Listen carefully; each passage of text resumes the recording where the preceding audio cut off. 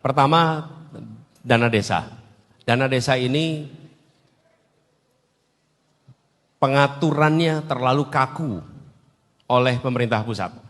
Seakan-akan desa se-Indonesia itu kebutuhannya sama, urusannya sama, lalu diseragamkan seluruh Indonesia. Itu akan diubah sehingga dana desa bisa digunakan sesuai dengan kebutuhan yang ada di desa itu.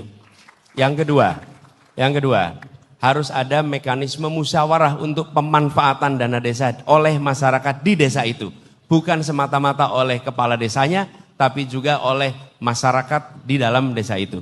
Yang ketiga, kami malah berharap anak-anak muda memberikan gagasan kepada kami tentang pengawasan. Jumlah desa kita amat banyak dan pengawasan itu harus semesta. Pengawasan di pemerintah aja tenaganya kurang. Malah kalau boleh Bung Amar ada ide gagasan, kami akan siap. Karena prinsip kami adalah membuka gagasan, ruang gagasan untuk terobosan-terobosan bisa diadopsi menjadi perubahan.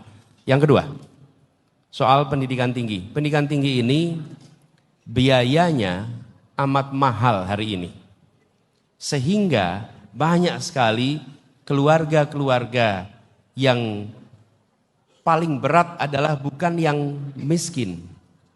Kenapa? Karena kalau yang miskin ada banyak program di situ. Yang kasihan itu keluarga yang menengah. Yang menengah itu malah tidak dapat dukungan dari pemerintah. Justru di situ yang kita ingin masuk. Supaya keluarga-keluarga menengah itu bisa mendapatkan kesetaraan kesempatan anak-anak untuk kuliah. Bagaimana caranya? Pemerintah harus memberikan anggaran yang lebih besar untuk pendidikan tinggi.